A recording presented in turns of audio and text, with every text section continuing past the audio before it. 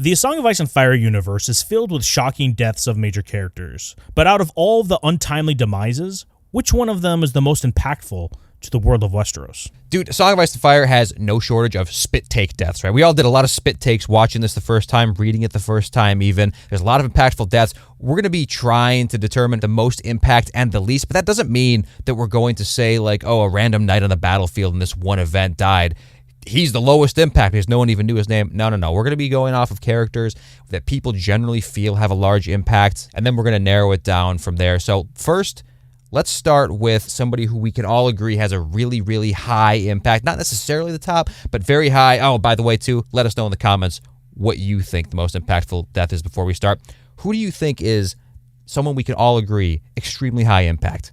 Well, we can just go with the normie answer right away. And it's Ned Stark. Yeah. He is arguably the main character in the first book, and his death was probably the biggest shock you get early on. There's some deaths before that, but Ned Stark's death is emotionally impactful, and the fallout from it immediately sparks the North to get into the fight.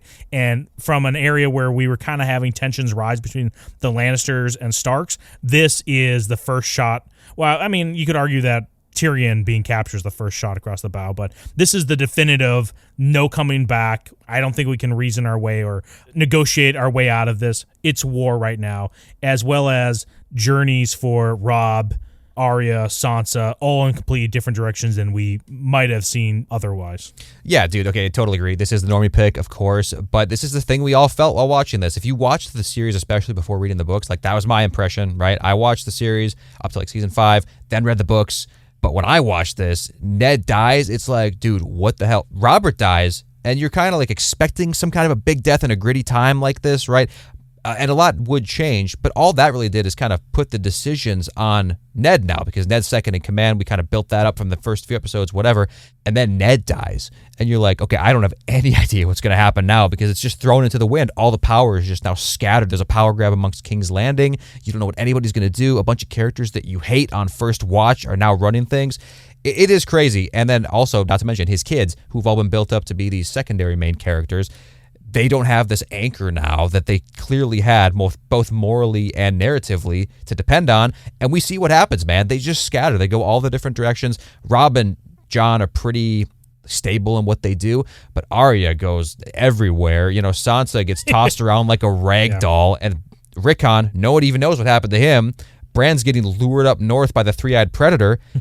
And Catelyn's dead. So a lot of things happened because Ned died. I would argue that none of those things would have happened if Ned didn't die. So Ned's a good barometer of how impactful a death is, and maybe arguably might be too high for some of these deaths here. But let's go with one that's I would argue is significantly lower than Ned's death, and that is of the Moon Door Milky Mama, Lysa Arryn, who gets pushed through the Moon Door. Littlefinger then becomes regent, basically. You know, her death is quite literally impactful to the mountains below her. Right. But impactful to the power struggle in Westeros. You know, Littlefinger is one rung up on the ladder, but it's not as impactful as like Civil War breaks out. All these characters go different directions. It just feels like step 1 of 10 Littlefinger has to eventually get to his grand plan. Though it's important, it doesn't feel nearly as important as, you know, something else that Littlefinger has in his moist bag behind him. Oh, yeah, right. I mean, it's like step 1, you know, ascend to regency, step 2, blank, step 3, profit, right? We're missing that step 2, and step 2 is very vital, because let's just pretend let's think about the other wardens of the cardinal directions in Westeros, okay? Because that's what he would be. If he ascended, if he, ousted the Giga Chad Sweet Robin and sat on that throne, that weirwood throne, what would really even happen? The Warden of the North, Ned, Neanderthal Ned, he didn't do anything at all for years, decades, until he was brought down by Robert, right? That's what the first season was about, kind of like dusting off the bones of Ned and bringing him down and making him relevant. We see how irrelevant he even is down there. No one has the same culture as him. Tywin, I don't know what he would be doing if it wasn't for like the direct connection to the royal family, connection like in relation with Cersei and Jaime and Joffrey. In Dorne, I mean, dude, the Martells, they don't really have much of an impact either. And I know they like to keep themselves kind of secluded or whatever, and the other kingdoms can't really mess with them, but they're still not really active on the world stage. So I don't know what Littlefinger would even be able to do if he successfully leapfrogged Sweet Robin and got in there himself. Like, I know this is Littlefinger we're talking about, right? Like Chaos Command Boy, but I don't know offhand if that like insists on something crazy happening. You know, like Lysa's death, people like to say that it's a huge death. Littlefinger's rise is definitely the biggest component of it, but I doubt the relevance. We'll see where it goes.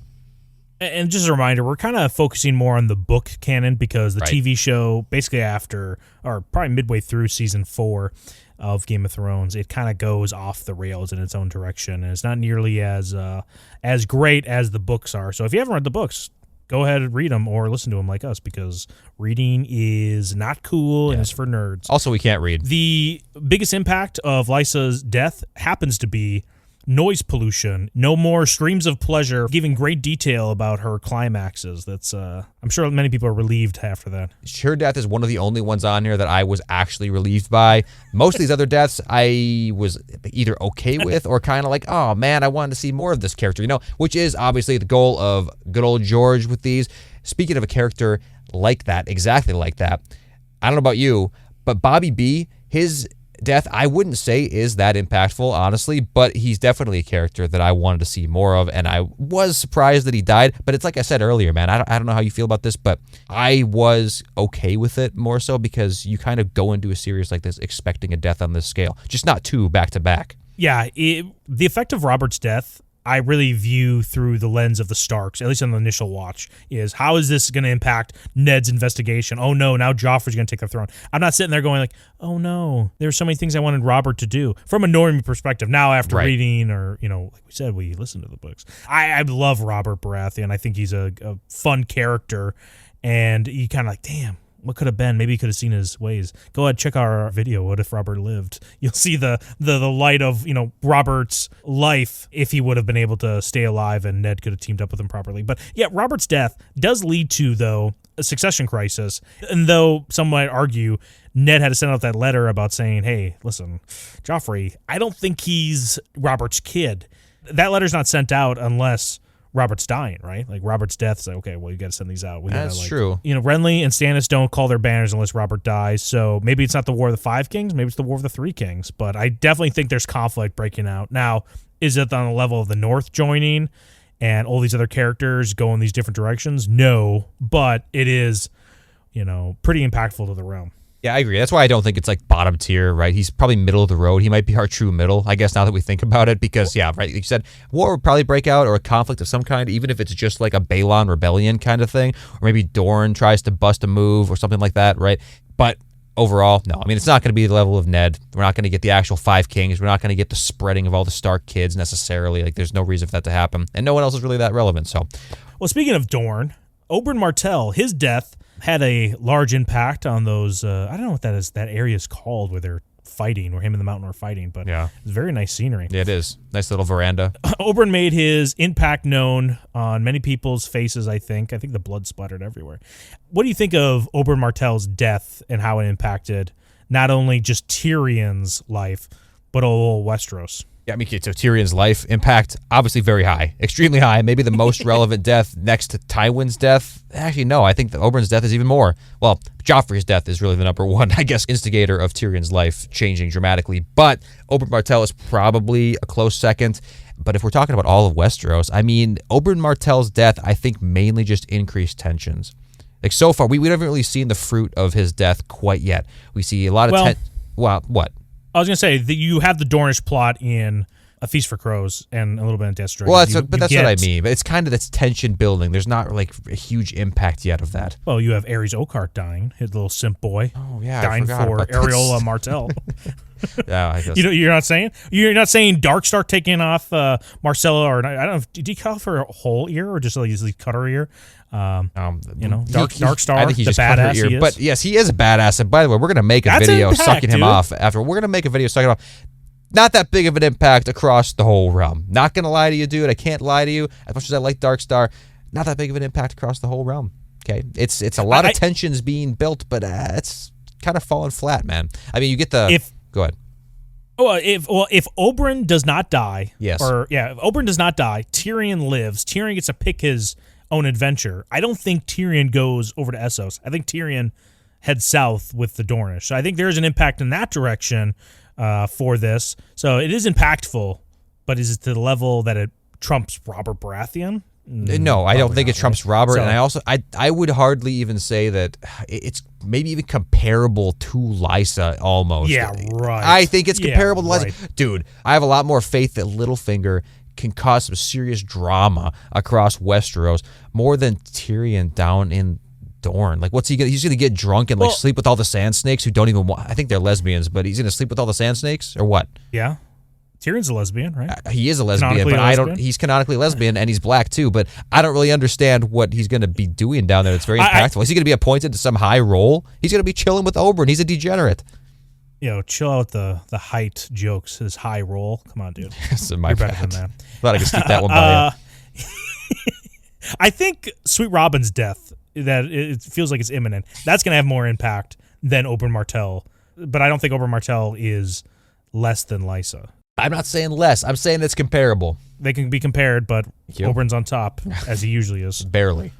Barely on top. He's a cider. He's a side saddler. Ah, dude. Spooning. Well, you want to talk about another spooner? Yeah, might as well. I know exactly what you're talking about too. He's a big boy in the books. He's a big boy in the show. Not so much. We're talking Renly Baratheon, right? Yeah. His death leads to what? His death leads to the Stormlanders joining mostly Stannis, and then the Reach is now as a free agent. So his death does back Stannis, but also the Reach then join the Lannisters and win Battle of Blackwater. So this death does have a huge impact that way, and also it brings Brienne north, right? So it is very impactful. Now, do you think that's like Robert and Ned? Those two are like a huge tier above this. Is this more impactful than your precious Oberyn Martell, right? Oh yeah, for sure it is. I mean, it's a huge faction rearranging going on because of him. It's hard to say exactly what, because you articulated it just then. It kind of evens things out, even though it changes things quite a bit. It's not very appreciated, I feel like, by show-only watchers and even by book readers too. But Renly's campaign, it actually had a lot of meat behind it. It had a lot of power behind it before everything got split up.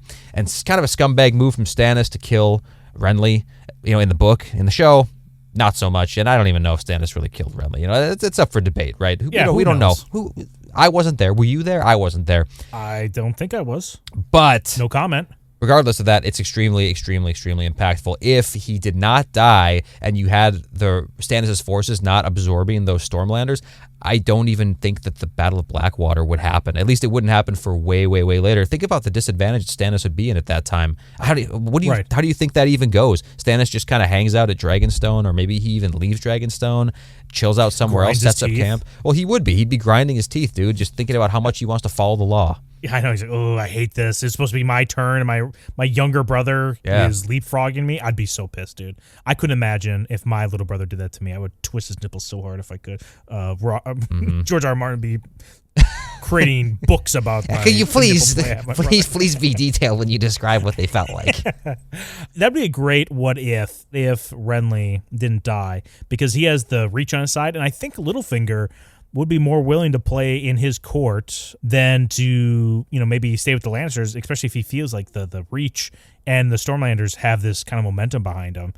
It's like, 100%. I'm just going to ride this wave in. And the only reason why he's able to negotiate or help negotiate the Reach with the Lannisters is because Renly is backstabbed by a creature of the night. Yeah, 100% creature of the night. We don't want to describe that creature of the night. It might get us censored on YouTube. But needless to say, Renly, extremely impactful, especially Book Renly. I have a feeling he could do a lot of work. Go check out our video on Book Renly if you have not seen it already. It's a decent video. Who are we talking about next year? Because I feel like we've got a lot of characters who are not approaching the extraordinarily high impact of Ned. Who do you think is like right below Ned, or even surpasses Ned? Yeah, it's hard to figure out where exactly Jon Arryn fits in all of this, because his death does spark the entire series of events. But if he doesn't die, are we able to get some sort of other conflict that leads us to some sort of civil war? What do you want to say? A War of the Five Kings? Because, Jon Arryn dies. He's able to send out a letter to Ned and Stan. Imagine if just replace Jon Arryn with Ned Stark and those same events happen. Do we get a similar situation? I think, yeah, now that you say this, I never, I guess, considered, I'm like, oh, dude, he started the whole series. But yeah, I mean, if he lives, then he gets to continue his investigation, and then he reveals everything anyway, right? So then you have this succession crisis. I don't know how it plays with Robert being there, but if his reporting, if his journalism starts getting more and more advanced and widespread and like unstoppable, then I don't know. Maybe you do have some like earlier manipulation from Cersei or any of these characters to take out Robert even earlier, right? Maybe just straight up poison him, right? You don't need the boar. You can skip the boar. Just kind of try to shove Joffrey in that role to begin with. And if that happens, then I feel like it's exactly the same as the main series for the most part. It's like, okay, Joffrey's in there early. The word is out that he's an incest baby. And now you have all these different kingdoms coming together to try to stake their claim. The only difference is the North isn't involved, which is, I mean, it's a big faction. But then again, I mean, who really cares, you know? And maybe the North would get involved, though, because out of, like, respect for Robert, right? Well, yeah, and if Jon Arryn is executed in the same way Ned is too, right? So imagine all the events occur the same way. If Jon Arryn does the same thing, you know, just the Vale might go like, oh, yes, we respect your orders. But, you know, if Littlefinger has Lysa, you know, wrapped around his finger, then maybe he's able to pull them in whatever direction he wants. Right now, currently, he's like, stay neutral. Stand back in. Stand by, Vale. I got this under control. But I wonder if Jon Arryn doesn't have, like, the surrounding deaths around this investigation that Ned had, whether or not he'd be as, like, driven by this or as convincing to others, because Ned Stark is really driven by the fact like all these people are dropping like flies around here. There's definitely something going on, you know? So I wonder if Jon Arryn sounds a little more like Alex Jones being like, hey, Joffrey ain't actually the son of Robert. Right. He's a Lannister. Look at his hair. Look at this book I just read where all their hair is black. You got to believe me, you know? That's right, yeah. I wonder, yeah. But I mean, I still think Jon Arryn is more impactful to, now I'm kind of working my way out of. I know. As impactful. Maybe he's below Renly. I think he's below Renly. Yeah, I mean, like, this is when you said that, I was like, oh, dude, yeah, here it comes. This is the guy that's approaching Ned's impact, if not surpassing him. And literally, I think you said 3 sentences at the very beginning of talking about Jon, and I was like, dude, this guy sucks. He literally doesn't impact anything. He might as well not exist in the story. So the only thing I can say about him that really like puts it up there is I understand the same thing may have happened if he got to live or die, but it's still his investigation that kickstarts everything. You know what I mean? Like, without him investigating, regardless of living or dying, it's him as a character that instigates this. But unfortunately, this video is not about characters. It's specifically about their deaths. So yeah, I don't think his death is that impactful. I think he goes below Renly, dude. Yeah, it's impactful, but he's a vehicle for Ned to go down there and evidence to present to others that, hey, Jon Arryn died because he was investigating the same thing. The deep state's after me. Ned Stark saying that. About, yeah. about the Lannisters and stuff. I think they were. All right, let's contrast that then now with one that has like next to no impact, right? Like very low impact, maybe not as little as like Lysa or Oberyn or whatever, but still pretty low, maybe even lower now that I'm thinking about it. How about Catelyn? How about Catelyn Stark? Like, yeah, you don't get the Lady Stoneheart stuff anymore, but kind of a lot of that is yet to be seen in the book. So it's like, if we go by what we know right now, what the hell, who cares if she dies? Like, if Ned's dead no matter what, and if Rob's dead no matter what, let's pretend like she lives. What does she even do that's relevant? Like, goes back and gets some sympathy in the North? Like, what is it? Yeah, no, I don't know what she could possibly do other than somehow go around and talk to other northern houses about, hey, listen, we got to somehow back the Stark somehow, or I got to get my daughter back. As soon as we get my daughter back, then we'll eventually be able to take the throne, or, you know, take back the North. I don't know. What could she possibly do? There's really nothing I feel like she could honestly do that would be all that impactful if she lived and Rob died. If she lived, Lady Stoneheart's no longer around. And if Lady Stoneheart isn't around, then we don't have this Red Wedding 2.0 potentially in the works behind the scenes. We don't have Brienne being taken by Lady Stoneheart, and then now this in the books, Jaime is on his way to go meet her. So we don't have all of that stuff going on. So her death is impactful in that way, but is it impactful the same way that you bring down the Starks to King's Landing and you get a whole civil war started? No, I think Catelyn is below Oberyn Martell.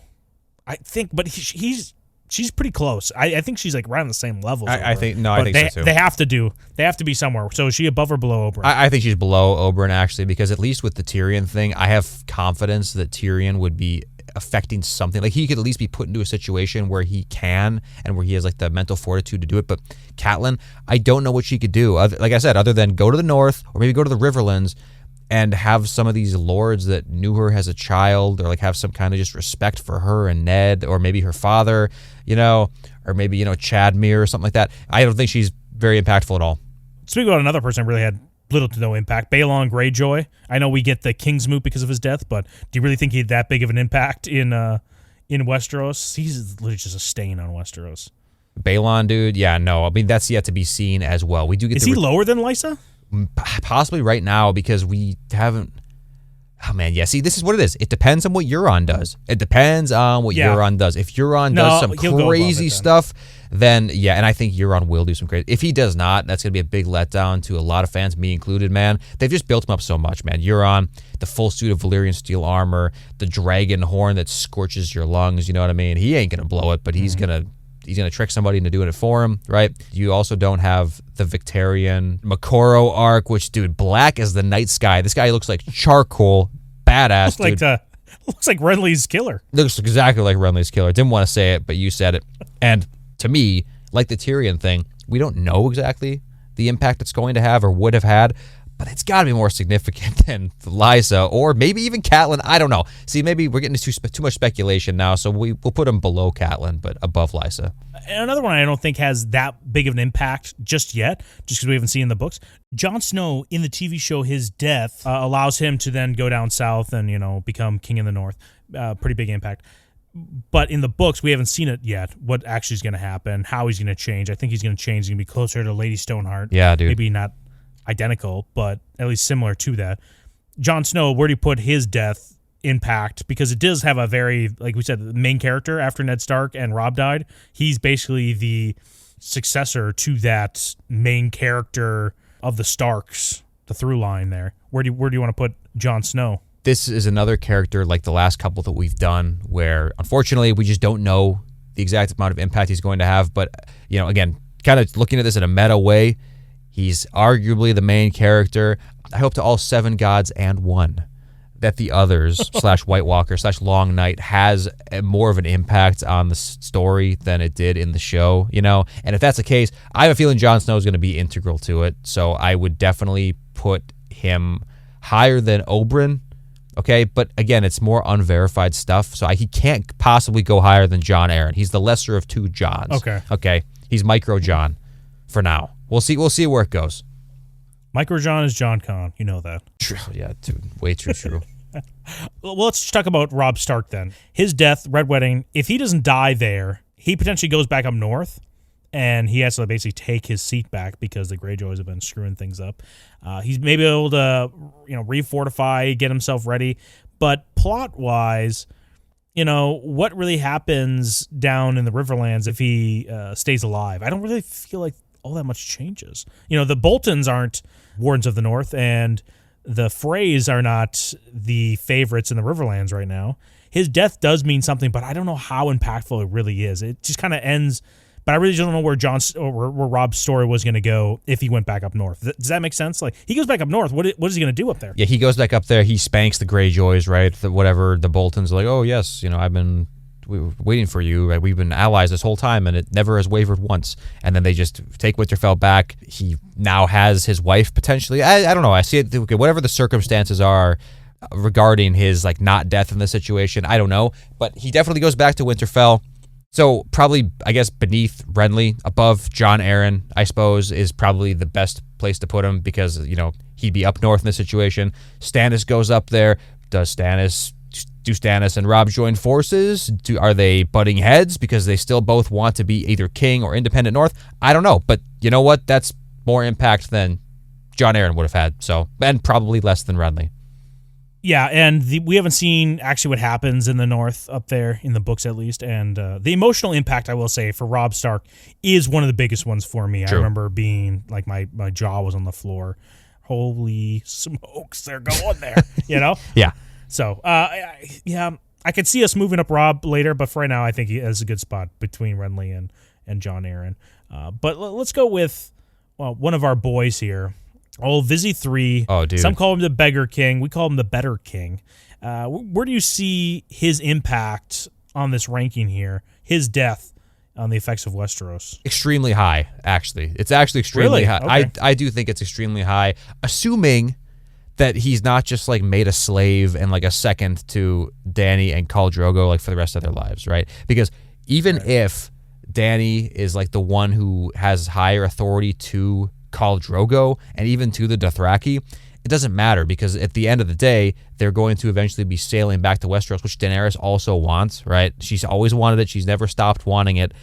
And if Vizzy 3 is tagging along, all of the Westerosi people, they are going to see Vizzy 3 as the guy who is heir to the throne, not Daenerys, right? That's just the way it is. Yeah. It's going to be by rights. It's up in the air whether or not there's going to be dragons because, you know, the eggs would still be given to Dany as a wedding gift, but would the dragon eggs be put on the funeral pyre? I'm not sure if Viserys would be okay with that, and I don't know if Dany in this moment would be like, we have to put the dragon eggs on the fire. It has to be the case. I'm going in there. Yeah. I don't know. I don't know if she'd insist on it that strongly. The dragon eggs might be kept out just because of their value, because we know they could buy a ton of ships and stuff. So I think Vizzy 3 would be more on that grind set than anything else. So I'm just assuming no dragons, and if that's the case, no dragons, you're just talking about 2 Targaryens possibly using the Dothraki to get back, but if Khal Drogo's dead, they probably don't even do that. So I don't know. I think they just probably, if I'm trying to do a speed run of a what if here, I think Vizzy 3 sells the dragon eggs with Dany. They acquire like either the Unsullied or some kind of other army for hire, maybe the Golden Company, and they kind of go over to Westeros in a more conventional way. Either way, Vizzy 3 is going to be seen as a more appropriate person to take the throne, if anybody, and it's just going to be another war. So he's literally going to be instigating another war. So would you put him over Renly, over Robb? Where are you thinking? Because you sound like he's very impactful, but I don't know if he's Ned or Robert Baratheon. No. He's not. I would put him over Renly. Where you put him? I'd put him over Renly because I think that whereas Renly just kind of reorganizes and like does a little bit of faction modification to the war. Yeah. I think Viserys is starting a new war. I think he's having an absolutely brand new war come over from the east. Yeah, I think this is similar to when they make this analogy about like boats, if they're 1 degree off, or airplanes, if they're 1 degree off their course. Early on, it makes a huge impact later on, right? That if we change something early on in the series, if something does not go that way, you're going to see potentially the entire timeline or series of events go a completely different direction. So Dany, way more of an isolated situation over in Essos than all of these intertwined characters in Westeros. If the series lives, that whole path she goes on is completely different. True. So yes, I think that is huge impact early on for her. I don't even know if she actually becomes as confident with herself. I'm sure she does because she's able to be the Khaleesi next to Khal Drogo. But yeah, I agree with this ranking here. Yeah, and you know what? Just while we're here, since it's related, Khal Drogo, his death goes 1 step higher, I think, than Viserys because, you're taking it to the source. It's ultimately Khal Drogo's death that led to the dragons hatching anyway, right? And I guess we don't know. Maybe they're going to pull a little Weekend at Summerhall, Aegon the Fifth situation later on down the road where they try to hatch the eggs and it works. In this situation, dude, Khal Drogo lives. There's no dragons to hatch, and they go about this in a more conventional way. The only difference now is that Viserys probably isn't going to be elevated, and they still have the Dothraki. So, whatever you want to say. If we're going book continuity, the Dothraki never made it over to Westeros anyway. So, yeah, I'd say they're pretty comparable impact, maybe slightly favoring Khal Drogo. Yeah, Khal Drogo, if he doesn't die, Mary Mazdur said, or, at least Dany was hyping it up, and she could also see it as well, as the stallion that mounts the world was about to be born, and go over and grape. It's the stallion that mounts the world. That means it's graping the world. It's putting its erect phallus object into the world. That's Correct. What that means. Yeah. This doesn't mean like, hey, I'm mounting you, so I'm getting on your back like a person would mount a horse. Him dying, takes out all of the potential destruction of Westeros. So, yeah, this is a very high impact character. Now, some person, I don't know how big of an impact Joffrey Baratheon and his death has on the realm. Do you think it's all that impactful that he dies? It's impactful in I would say, for Tywin and the Lannisters that want to kind of keep things under control. It's a positive impact because if Joffrey were to live, what kind of chaos would they be in Westeros? It'd be fun chaos. It'd be on your toes. You never know what to expect, but it'd be totally chaos, I feel like. It would be chaos, but Joffrey's death doesn't cause a power crisis or like a succession struggle, really, and all these other deaths do. If anything, it's kind of like one less loose cannon, I guess, out there. But he was being restrained pretty effectively by his family up to that point, So, I mean, he dies. Tommen comes in. It's not that big. Tyrion is the biggest curveball here. Yes. Yeah, if Joffrey does not die, then Tyrion's not on trial. And then Tyrion is around doing, who knows what, probably trying to find another, prostitute to marry, right? Fall in love with. So I think Joffrey's death does have a big impact, but how much of it compared to all these other characters? I think it's more than Oberyn. I think that's where it lands. I think. I totally agree. No, I fully agree because it's like the Oberyn thing only affects Tyrion for the most part too. And in this situation, Tyrion's not just going to go become a deadbeat, like a burnout. In this situation, he's still in the political landscape. So, and also Tywin lives in this situation because Tyrion's never put on trial. And, True. That's also majorly impactful. Again, we don't really know how much. But just the fact that the Lannisters and King's Landing have Tywin in their corner as their guy, it brings a hugely stable component to the Lannister regime now. Because that's like the main reason why they're failing in the book continuities, because they have no stability. So I'm not saying it's going to save them completely, but definitely helps. Well, what about Tywin's death then? Impact in the realm or, Westeros. He dies because, Tyrion... meets him in the bathroom in the most inappropriate time. Don't talk to your dad while he's taking a shit, guys. Come on, don't do that. Don't talk to your dad when you do that. Where do you put Tywin's impact? Because like you said, if Tywin does not die, Jaime may be looking more lightly towards Tyrion, but Tyrion goes, after Jaime saves Tyrion, Jaime's kind of like, okay, good, I helped you out. But then he goes around and kills his dad. He's like, what the frickin' heck? Like, why'd you do that? That's so... And Cersei the same way, even though they both had their, they butted heads with their father, he was a stabilizing force for them and kept them safe. So what do you think? Where do you want to put Tywin in all of this? He's pretty impactful, but is he higher than Renly? I think he might be higher than Renly too. And actually, you know what? Now that we say this though, because Joffrey causes the Tywin death or survival thing too, I think Joffrey should be up there as well. I mean, dude, Tywin coming back is so massive, dude. It's so massive. It totally reshapes how this goes in the end, because it's not just the Lannisters. It's like the confidence that the Reach or other Westerland houses have with supporting that faction in King's Landing. Without Tywin, the Reach, you have the Tyrells and all these people, the Tyrells and potentially even the Hightowers, like siding with these other forces. But with Tywin there, dude, I don't know. I feel like maybe that he just is able to garner this massive support. So I think maybe Joffrey and Tywin being higher, but I think Joffrey might be up there right behind Tywin. I still think Joffrey, if he dies and Tyrion's put on trial and things could just go a little differently there, the immediate political fallout could be stabilized as long as Tyrion doesn't, completely crazy as he's escaping. You know what I'm saying? Like yeah. It's hard to say. It's hard because like one death leads directly to the other through a series of events.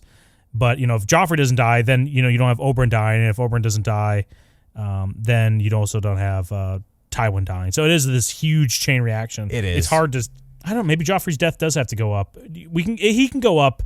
He's going to go above Robb Stark, I think. Yeah, he'll go above Robb, beneath Renly. See, a lot of this stuff is very unclear. But you know what? As we've been talking about this, I think I know somebody who can probably, we have yet to be seen, but again, this is like a confidence thing, right? Probably be in the actual number one impact spot.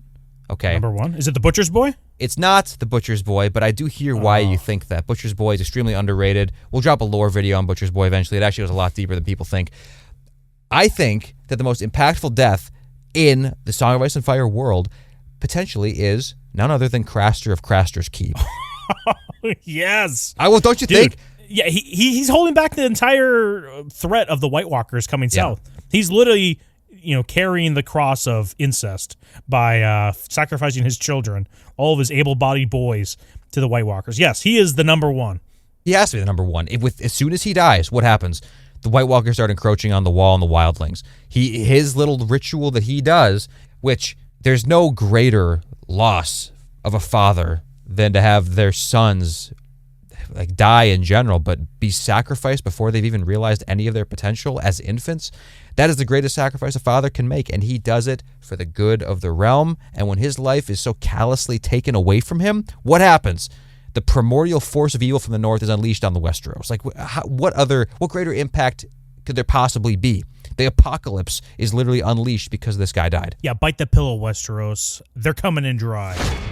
Hey, thanks for watching this video. Be sure to subscribe if you want to see more content like this, and smash that like button. Or not. We don't care.